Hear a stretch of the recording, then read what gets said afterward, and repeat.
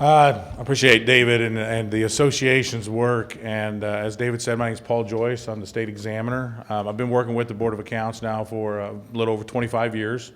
One of the things that we've always been proud of at the Board of Accounts is trying to bring some longevity to not only the positions of the state examiner and the deputies, but also our audit directors and our field staff. And unfortunately, in the last 5 years, we've had a lot of people retire, so we have a lot of new people out there. The great thing is a lot of the new people are much more tech savvy than what those old of us like me are. So they're really coming up to speed really quickly, and we're trying to really hire some quality individuals to go out there and work in the local government so we can get you the best help available. How many are brand new to local government that's never held a position before? Okay, so you've never dealt with the Board of Accounts. Those that have been in the government, remember to tell those that just raise their hands how wonderful we are. We're the auditors. We're here to help. No, reality.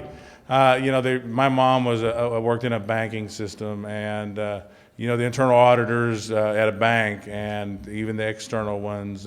It's important to realize that they really are there to help you succeed in what you do, and it doesn't matter which office you're in. And we dedicate, as far as counties go, two people.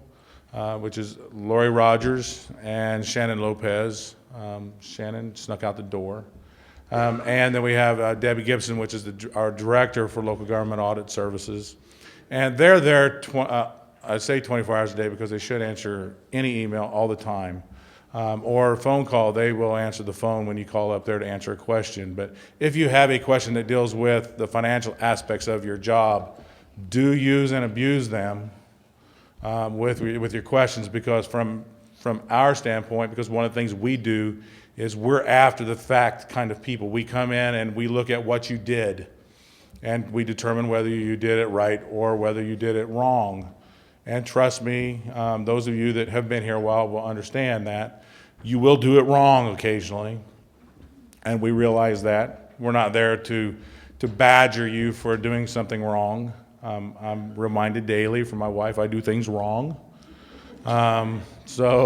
This is normal in life to do things wrong. What we don't want to do is continually do them wrong, especially after somebody tries to point out a right way to do it.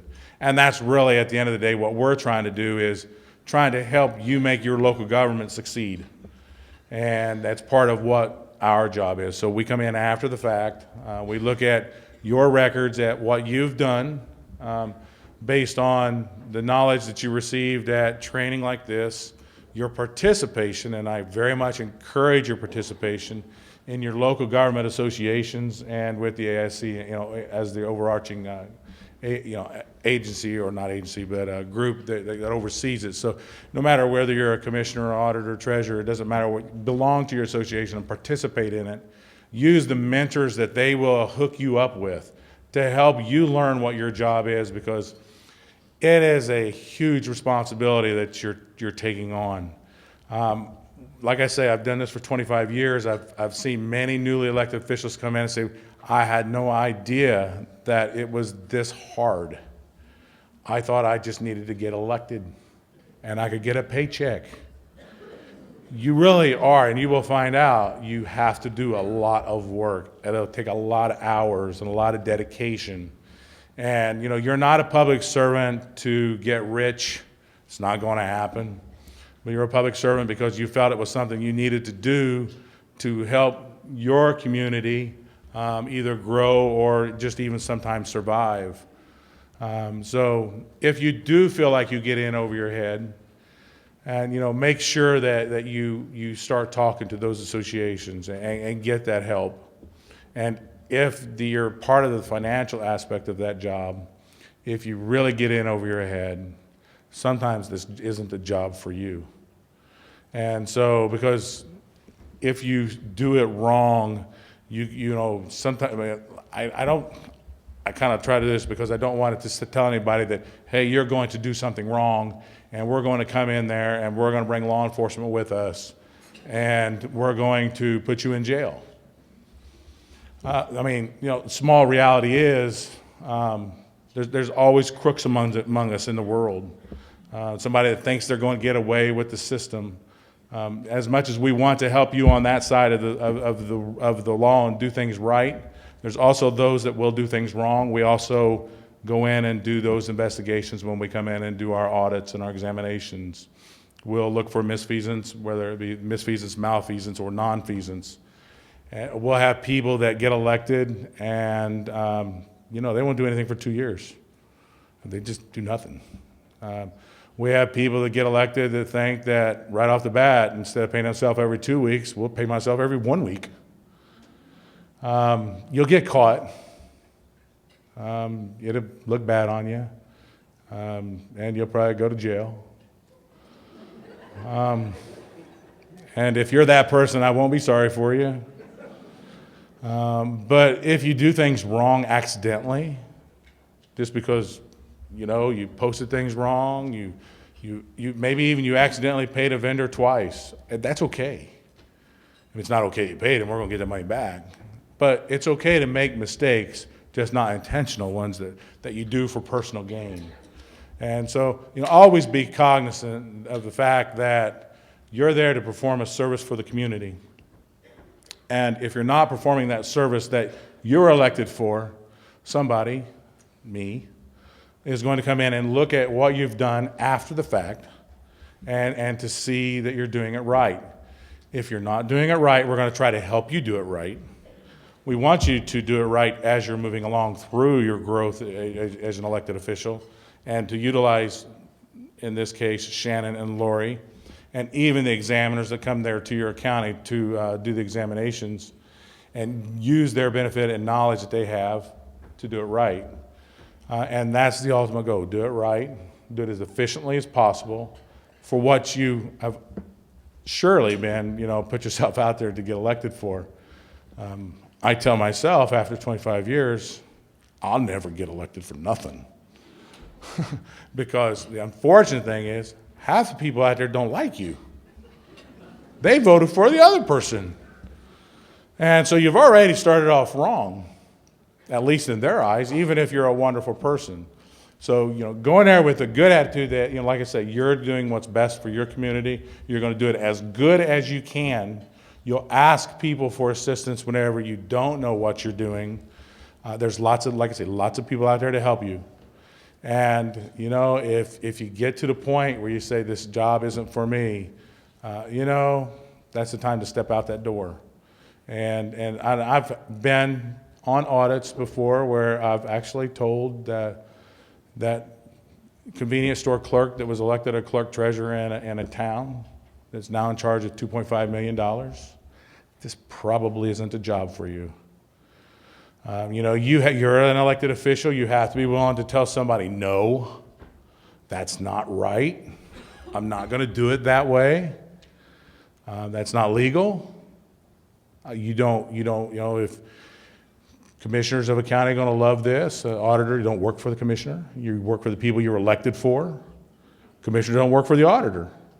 You each have your own specific functions, and you need to make sure you're trying to do those right and be able to say to the other person, that's not right, that's illegal.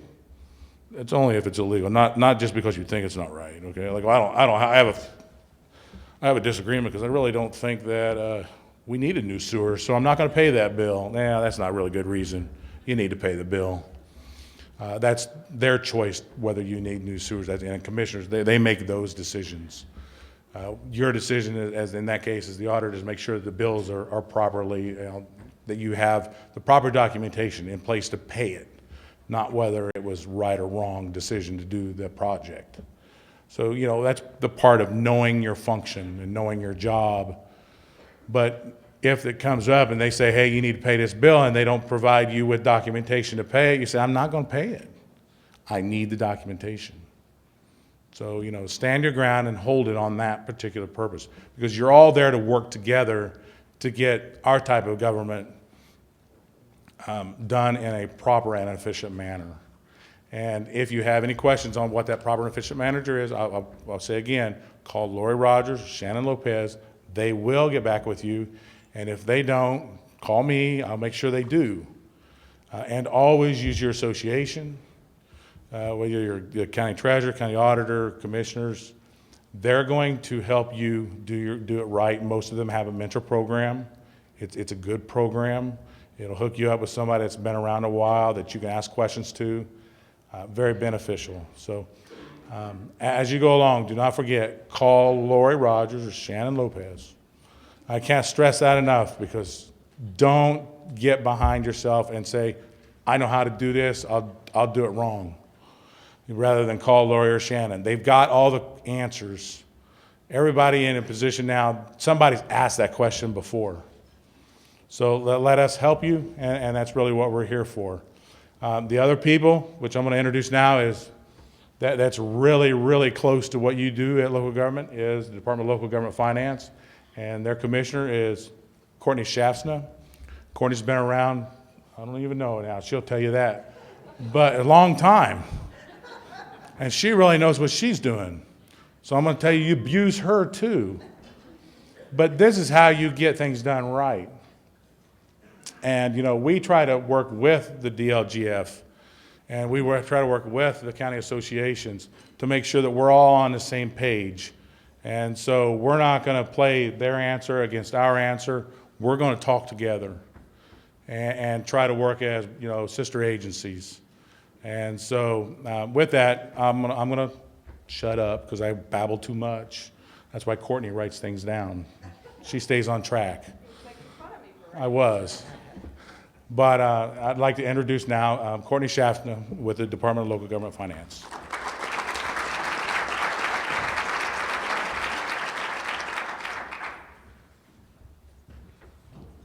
Wow, I'm not sure I can really follow that. I will say, though, I'm not, to the best of my knowledge, I don't believe the DLGF has ever sent anyone to jail, so. Oh, great. Okay, thank you so much for having me here today. Thank you to David and the association and State Board of Accounts for having us here today. We do appreciate this opportunity to at least say hello and welcome. You all are about to embark on an excellent journey, and we're excited to be partners with you on that. So just to give you a little bit about my background, I've been at the department 6 years. Actually, I have fulfilled 3 different roles there while I've been at the department. Started in first as our data director, and then spent about 3 years as our budget director. And then I've been commissioner for a little over 2 years now. So I have been around at the department for a while. Prior to that, I actually was a financial consultant. So out there doing bonds and utility rate studies and all of that. So I have been working with Indiana local governments for 15, 16 years now. But the department has been a wonderful place to be, and I'm very proud of working at the department and working with all of you. What you will largely come to associate with the Department of Local Government Finance is property taxation. And that's a good thing. That's kind of our one big overarching goal that connects our entire agency, is trying to push towards on-time property taxation, and definitely also accurate property taxation. So in order to accomplish that, the department, we are set up in a number of different divisions. The 2 big ones that most people will deal with will be our assessment division, who work very closely with the county assessors, and then our budget division. And our budget division works very closely with the county auditors, also with treasurers, and then works with all of the other local governments within your counties as well. So through our budget division is where you will get all of your guidance on how you go about the process of doing your budget adoption. There are a number of steps that you have to complete locally. And then after you have completed those steps, that information will come to us, and we'll do our official review and ultimately certify to you what your spending authority would be in the next year, as well as your property tax levies and your tax rates. We also then do have 3 other divisions that help to kind of support assessment and budget. So first we have our data division. And they do all sorts of different things. One of the big roles for them is involved in the accuracy of the tax bills. They do data compliance checks on information that's provided to us by county assessors and auditors. So that's really where our role is in terms of working with the counties to make sure everything is being billed correctly. Our data division also supports our Gateway system, and I know some of you have already been hearing about Gateway. Gateway is a joint partnership between the department, State Board of Accounts, we have the Indiana Gaming Commission, Education Employment Relations Board, and then the Indiana Business Research Center, which is out of Indiana University. Gateway is a wonderful tool. If you have not had the opportunity to get out and check Gateway out as of yet, while I believe a lot of the original design of Gateway was more in terms of electronic form collection, because that's one thing you will find, there's a lot of forms and reports you have to give to the state. So Gateway has allowed those to move into an electronic format. But then what we have also done is taken all of that information that you're submitting to us and turned it back around onto a public portal. So even if you're not necessarily required to submit some information to us in your existing role, the Gateway public portal is always out there. If you're interested to know what's going on in your county or what's going on in another county, I highly recommend going out to Gateway. And if you're interested, it's at gateway.in.gov is the quickest way to get to it. So we have our data division, and then we also have our legal and our communications divisions, which those are pretty obvious of what they do, but they really also are incredibly key to what we do. There's pretty much no decisions that I make that I'm not running through either our legal division or our communications division. In addition to property taxation, the department is also involved in one other aspect that I think you all will find important, which is local income taxes. For local income taxes, we will be working with the Department of Revenue, the State Budget Agency, State Board of Accounts, and the Auditor of State's Office. Kind of takes 5 agencies at the state to touch various parts of this process. The department's role in it, though, will be to actually tell you from an individual taxing unit standpoint how much of the income tax revenue would be coming to your particular unit. And then we also do help to oversee the process through which you would have to go in order to make any changes to your local income tax rates. So that's, as you do have questions on income taxes or your local income taxes, you are always welcome to reach out to the department. Real quick, I just want to kind of highlight some additional resources that you have through the department. So first and foremost, every county has a separately assigned assessment field representative and budget field representative. These are very important people to get to know, and then always feel free to reach out to them. While they typically will have a handful of counties that they oversee, the benefit of this is that they get to know your county, they get to know all of the different local governments within your county very well. So if you do have any questions about something going on within your county, I highly recommend reaching out to your assessment and budget field representatives. We also do have listservs. We have over 5,000 people signed up on our listservs, and if you have not already signed up, I highly encourage you to do so. We have listservs that are targeted to different types of elected officials. So in order to get onto our listserv, you'll want to contact our communications director. If you have a pen, it's jbanks@dlgf.in.gov. She can get you all signed up onto our listservs. Through our listservs is how we release most of our guidance and information, and we release a lot of it, especially post-legislative session. We go through a several-month period of releasing legislative memos that let you know, here's what happened, here's how this is going to impact you in your positions. So those are really important memos to have. We also do send out weekly emails that provide regular reminders of upcoming deadlines, as well as highlighting where each county stands in the property taxation process. All of that information, any memos and presentations that we release will also be posted up to our webpage. We have a specific webpage site specific to our memos and presentations. So in terms of contacting us, I know I gave you Jenny's email address, Jenny Banks, our communications director.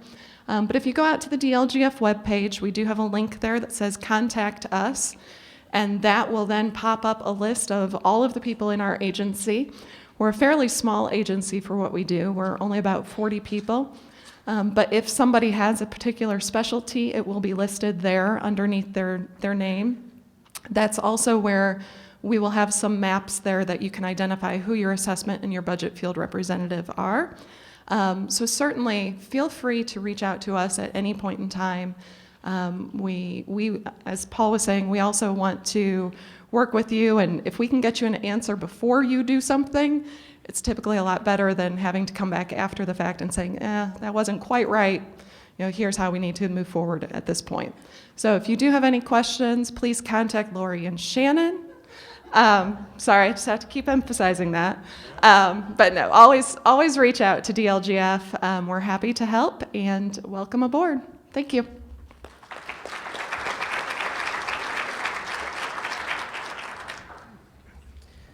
Thanks. Again, appreciate you all being here and your all support of our association and support of local government and county officials. I do want to go through the what's in your handout a little bit today on the agenda. I just want to mention this at the beginning. Everything you're going to hear today in a 30-minute to maybe hour and 15-minute presentation, we generally have classes that cover these subject matters 3 to 5 hours. So you're just getting a touch of some basic information today, and you'll definitely need to want to follow up with some of the issues you're going to learn about today. But again, we have a whole class on purchasing, which we'll talk a little bit about this afternoon, budgeting and revenue streams. Again, we have 2 classes on that we'll do throughout the year. Human resources, have a great presentation from our partners at Bliss McKnight this afternoon.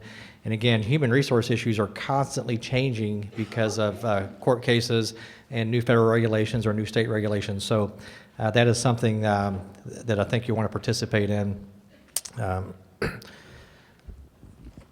I did want to mention that we are digitizing this, taping it, I guess. We don't use tape anymore, of course, but this will be available through our website for anybody who signed up. You'll be able to reference this video and go back and look for information. And then all the handouts that'll be on, that you'll receive today will be on our website eventually as well. So if you misplace one, you'll be able to come back to our website and pick that up. So all the handouts from today are not in your packet yet. We'll be handing some of those out as presenters arrive throughout the day. There is a blue piece of paper in your folder today. And again, if you're here yesterday, there's a yellow one and a blue one. The yellow one is the State Board of Accounts. You do not need that for today. Or do they need this one for today? Or yeah, so okay, all right. But there'll be a basket out front at the table, and then this is State Board of Accounts, and this is what you use to get reimbursement from your county for proof that you were here, and that way the county can pay for your attendance. And then the blue sheet is AIC's, and we have an institute program, we call it, so we do continuing education throughout the year, and you actually keep track of your credit hours, and after you earn so many credit hours, we give out plaques and pens and provide recognition. So certainly encourage you to try to take our classes. We try to make it as easy as possible to take the classes. We generally have them live, but we do videotape them and oftentimes have live streaming as well. So you'll learn a little bit more about that as you get involved with the association, but there is a handout in the packet that describes some of the classes and some of the dates we have selected for next year. Then also in your packet is a green sheet that talks about some of the endorsed programs of the Association of Indiana Counties, and I'll talk about that in a few minutes. And then there's information in there about NACO, the National Association of Counties. Not all counties in Indiana are NACO members, probably about 65 of them. but I certainly, if you are a member, to use their services. If you're not a member of NACO, I certainly encourage you to look at their website and see the services that they provide, because they are a great national organization that represent county officials on Capitol Hill.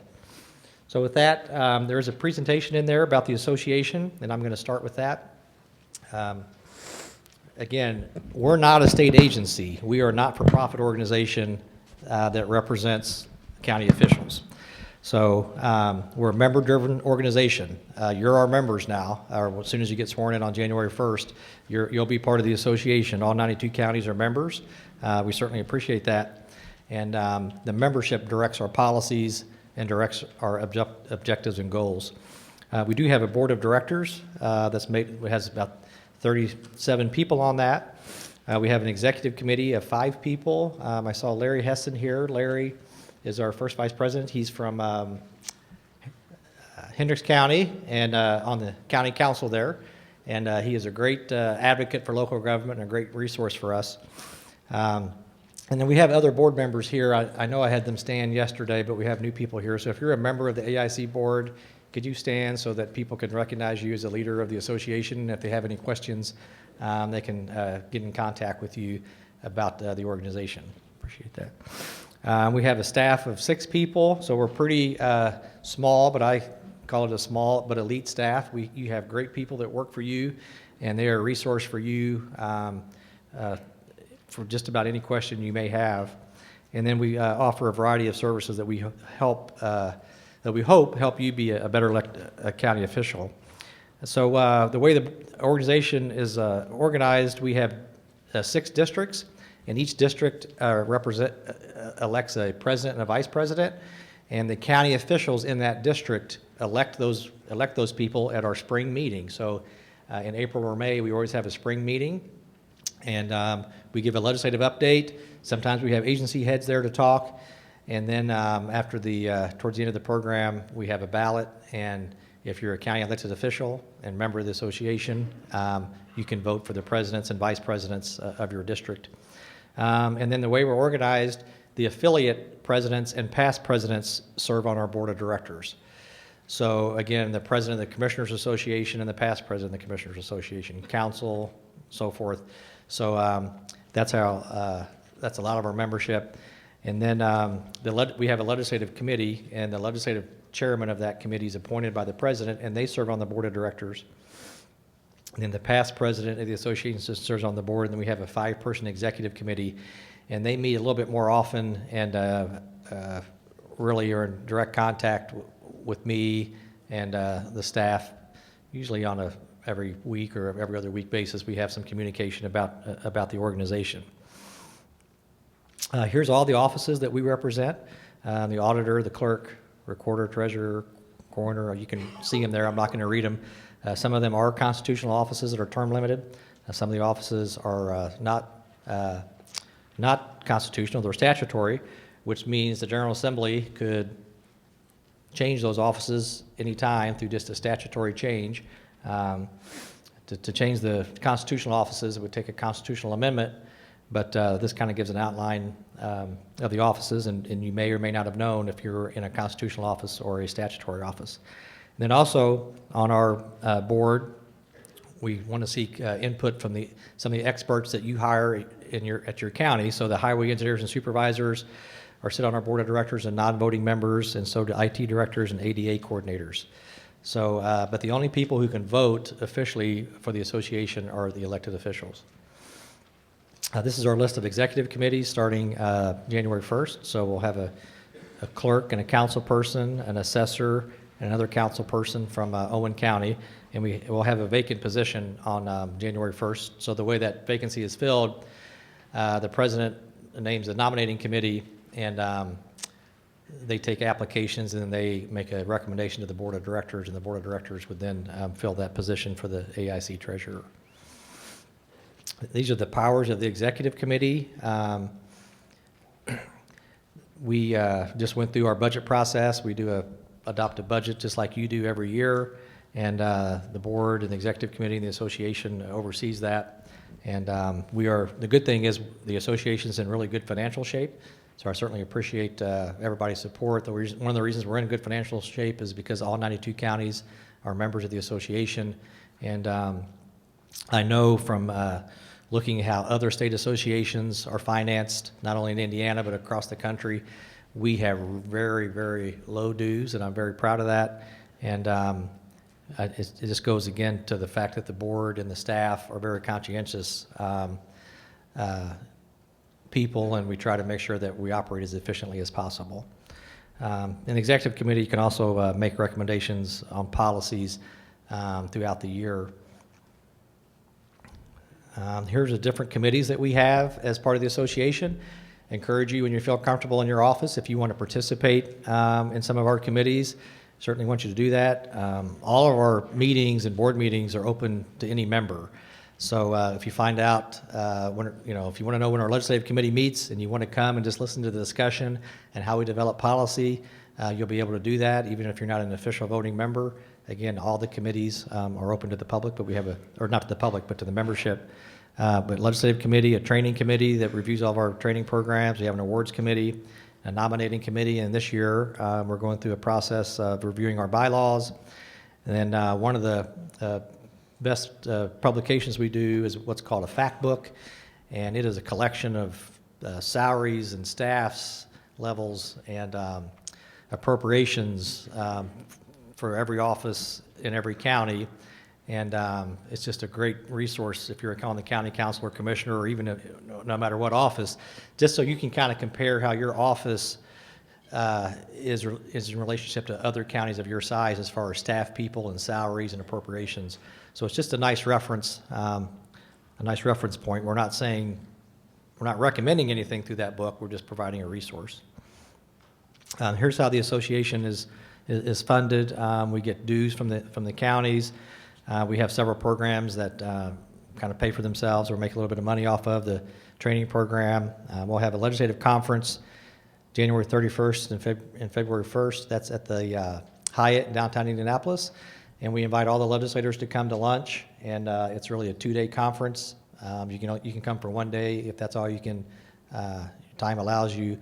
But it's really critical that you talk to your legislators really throughout the year, and hopefully you have a good relationship with your legislator no matter what their political party is, because, and we'll talk about this in a few minutes, but you are our best advocates at the State House. When you're an elected official, there's a certain amount of respect that other local officials will have for you, and we'll need you to talk to your legislator about policies that affect your office and affect taxpayers, because as you know, over 1,000 bills will be introduced this session, and about 40% of them will affect county government. And so it's hard for our staff to communicate with every legislator every week about legislation, so we will be relying on you to help us in that situation. But certainly encourage you to talk to your legislators, and after session, we've done this in the past, we have what we call a county official shadow program, where we've had legislators actually come to your office and see what you do and sit in your office for a day, so they kind of have a better understanding of what the recorder does or what the assessor does or the auditor. And it's really been a successful program, and out of those programs we've had some successful legislation introduced. So if you're interested in doing something like that after session, let us know, and we'll be happy to work with the legislator to set something up for that. Again, we have our district meetings and we have our annual conference. We usually have over 750 people attend our annual conference. This year or next year, it'll be in Switzerland County at Belterra Resort, and certainly encourage you to attend that. Again, we have 9 to 10 classes at that conference, and we usually have some national speakers who will attend and talk to us about some different issues that will affect your office. And then the other way we're funded, we do have some endorsed programs and marketing agreements with companies where we have an endorsement committee, and if somebody has a unique product that we feel like we can take advantage of through kind of a group purchase mentality or a discount for counties, we'll do that as long as it's something that benefits the membership. Again, some of the services we offer, again, are institute classes, professional development. They not only have to do with county government, we do leadership programs and communication programs. Hopefully it just will help you in your career in county government or outside county government. Again, we advocate for counties at the State House and in Congress. We do work a lot with NACO, the National Association of Counties. And again, they are a great resource and very, very professional staff with NACO. And some of our board members and officers go to Washington, D.C. Once a year and meet with our congressional delegation and talk about issues that they're considering that are important to Indiana. So once you get your official email address for the county, you'll start, if your county's a member of NACO, you'll start to get emails from the National Association of Counties about attending some of their conferences. Some of the resources we do a magazine 6 times a year called News 92. Again, the fact book I talked about, that is a huge compilation of data. It's a great resource for you all, and certainly encourage you to use the AIC fact book. And then, of course, you'll get emails list of all the other county officials throughout the state, so that you can email somebody who's in the same office as you and ask them, how do you do this or how do you do that? And so again, peer support is going to be your best ally in learning how to run your office. So, and we were trying to do an update here. We don't want to do that. So we got Directory of County Resources. So again, that's really a list of companies that provide services to counties. And so if you want to find out who all does tax software in Indiana, what are the names of the companies, you can contact us, and we have this Directory of County Resources. It's actually online on our webpage that you'll be able to go in and look at that. You know, as far as banks, just about any service you can imagine, we have companies listed in that Directory of County Resources. And then really we're just a clearinghouse of information. I mean, we collect ordinances, sample ordinances, so if anybody, has a question about, we're going to adopt a new income tax, what should the ordinance look like, we can provide sample ordinances in that kind of a situation. We don't have an ordinance for everything, but if we don't have it, we can generally do a quick search for you for some of the other counties and try to find a sample that you could use. And again, talked about the endorsed programs a little bit, and again, NACO, the National Association of Counties. NACO has some great programs. You may have seen these cards in your courthouse, but one of NACO's best successful programs is a prescription discount card, and that's not for employees. Employees can use it, but it's for the general population of the county. And NACO has probably the most successful card in the country. Indiana residents use that card more than anybody else in the country. So we have a great advocacy for that in the past, and we're going through a process right now where we're trying to identify who the contact person is in each county for the NACO card to make sure they have enough cards and can get that information out. But you can put that discount card, a link to it on your webpage if you want, on the county webpage, and people can download it and print off the card, and it's good at just about any pharmacy in your county or really in the country, and provides generally a 15 to 25% discount on many drugs. So even if you have insurance, you can give the pharmacist your insurance card or the NACO card, and the pharmacist has to give you the best discount. And believe it or not, sometimes the NACO card has a better discount than your pharmacy card, than your health card might. Another program through NACO is their 457 Deferred Compensation Plan. Again, great program through NACO.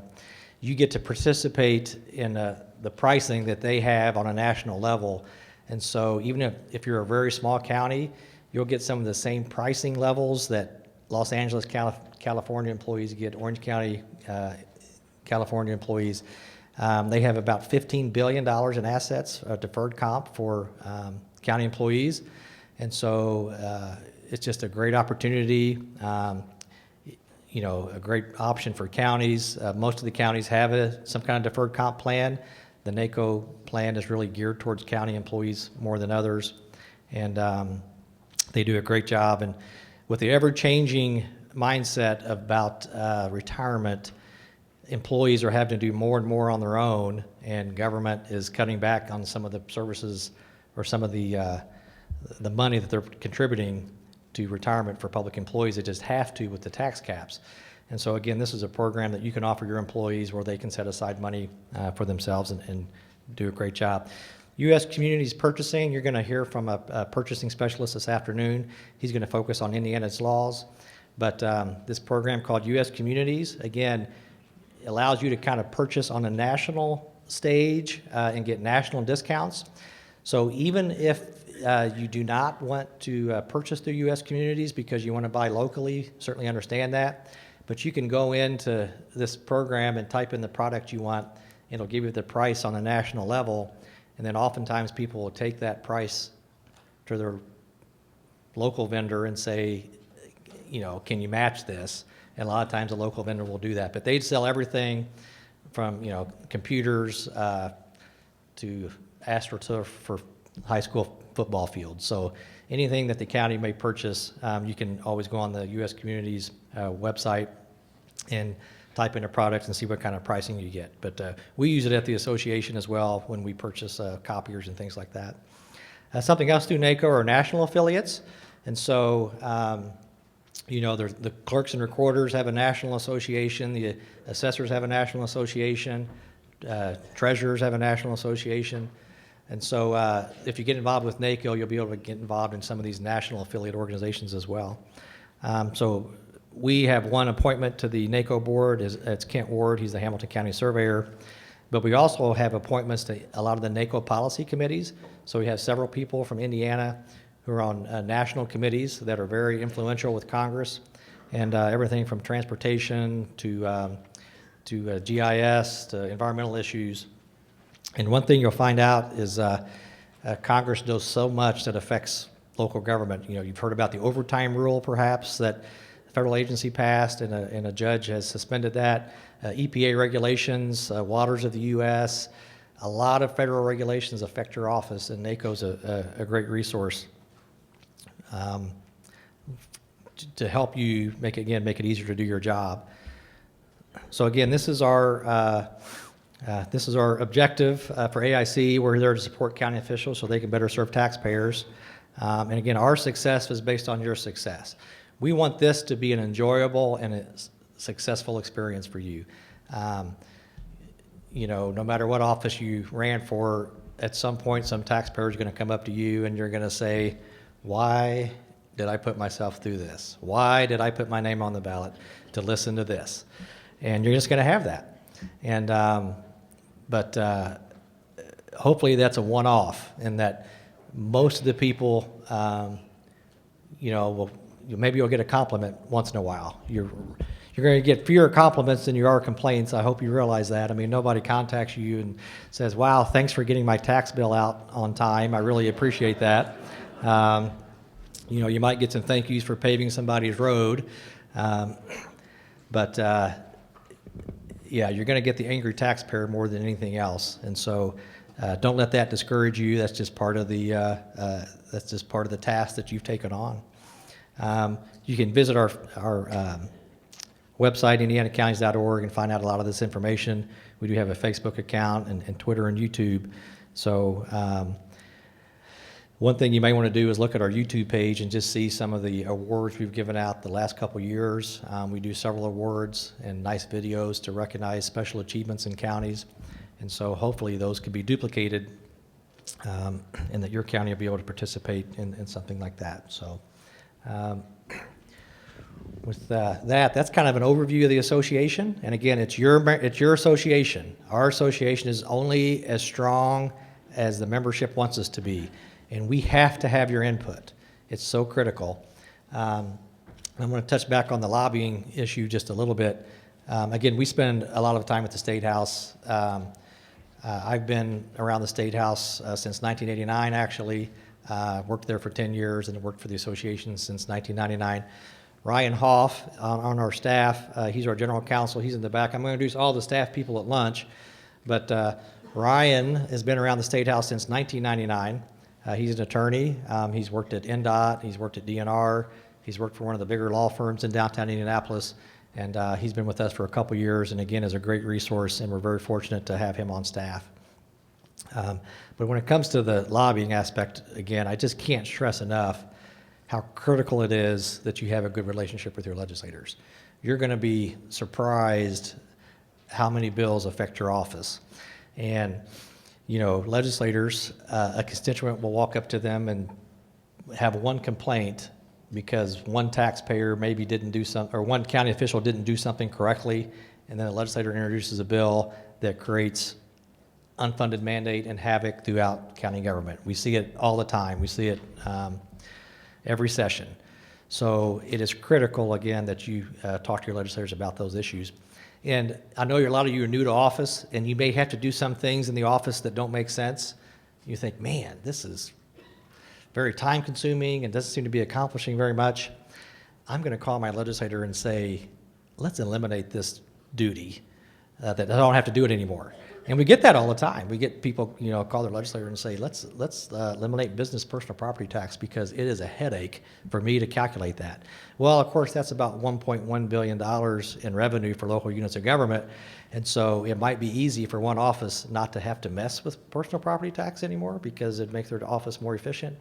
But we can't do without the $1.1 billion in funding. So we certainly encourage you to talk to your legislators about ideas that will make county government better. But we also hope that if you do ask your legislator to introduce a bill, that you'll let us know so that we know it's your suggestion so that we can work with that legislator on that issue. Again, we try to focus on bills that affect all 92 counties. Every once in a while, there's a bill that maybe affects certain counties more than others. Gaming legislation is going to be introduced this year. I certainly expect there'd be a potential revenue loss in any of the counties that receive gaming money. And so we will get involved in that, even though it doesn't affect all 92 counties. But if you have a real specific county issue, you have to let us know what your position is so that we can try to advocate for you at the State House. Again, generally, we don't have any problem with legislation. You know, you're not going to agree with every position the AIC takes. And again, we take our positions through the legislative committee and through policies that they develop. You know, if you ran for office and you ran for commissioner and one of your objectives was to eliminate the county council, then we might have to stay out of that. I don't know if we can get involved in that. But those kind of issues, if you're having disputes within the office about personalities or within the counties, you know, we hate to see that spill over into the public and into the legislature especially. But again, sometimes we can step in and help on those situations. The Board of Accounts and DLGF can as well. So with that, next we're going to hear from the, does anybody have any general questions about the association or about today? Yes, ma'am. Okay, we'll get you a blue form, the Institute form, and the yellow one. So does anybody else not get those, these forms? So, okay, we'll get those for you. So, okay. Anything else about the association or about really today's events? So, okay, if not, I'm going to have Debbie Gibson come up from the State Board of Accounts. Debbie is the Director of Local Government Auditing, and again, they're a great resource for you, even though, again, their duty is to audit you and to make sure you're doing the right thing. You can use them as a resource. To a certain degree, because they are doing your audit, they may not be able to answer some questions for you specifically, but they are a great resource.